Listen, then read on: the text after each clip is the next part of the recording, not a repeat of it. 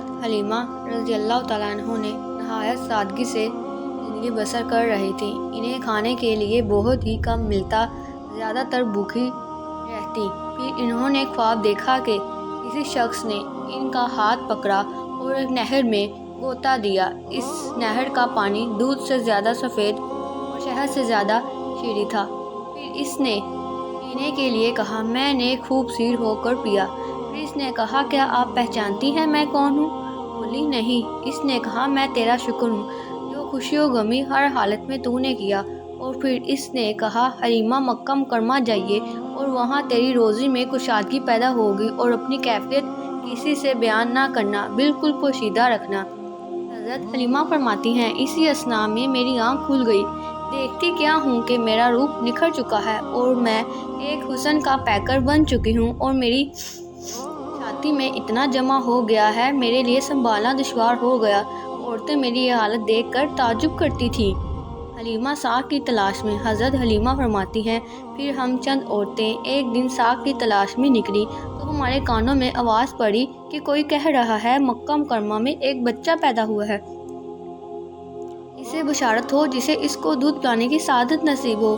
عورتوں نے جب یہ آواز سنی تو واپس آئیں اور اپنے خاوند سے اس آواز کو بیان کیا اور وہ مکہ مکرمہ کی طرف روانہ ہوئیں۔ وہ کل 10 عورتیں تھیں۔ میں بھی ان کے پیچھے پیچھے روانہ ہوئی۔ راستے میں ایک مقام پر کوئی شخص نمودار ہوا اور اس نے میری سواری کو تیز چلنے کے لیے آواز دی اور فرمایا، تجھے پتہ نہیں یہ حلیمہ حضور نبی کریم سید المرسلین صلی اللہ علیہ وآلہ وسلم کو دودھ پلانے والی عظیم خاتون ہے؟ چنانچہ اس آواز کے سنتے ہی سواری کی جان میں جان آ گئی اور قدرے تیز چلنے لگی۔ ہم بھی مکہ مکرمہ پہنچ گئے۔ عورتوں کو شیر خوار بچے مجھ سے پہلے ہی حاصل ہو گئے۔ حضرت اب دیکھا میں نے شیر خوار بچے کی بابت دریافت کیا۔ انہوں نے فرمایا، میرے پاس ایک یتیم ہے، کوئی عورت ایسی نہیں جسے پیش نہ کیا ہو، مگر وہ اپنی بدنصیبی کے باعث حاصل نہ کر سکی۔ انہوں نے انکار کیا۔ جب یہ معلوم ہوا کہ ان کے والد ماجد قبل از ولادت وصال فرما گئے ہیں تو آپ نے عرض کیا، مجھے ان کا حسن و جمال ہی کافی ہے اور ان کی ذات کے سوا میرا کوئی اور غرض نہیں۔ حضرت عبدالمطلب نے میرا نام پوچھا۔ میں نے حلیمہ سعدیہ بتایا۔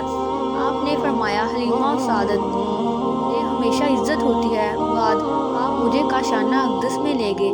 میں جب آپ کے چہرے منور کو دیکھا تو آپ سو رہے تھے۔ میں نے اپنا دایاں ہاتھ آپ کے مبارک سینے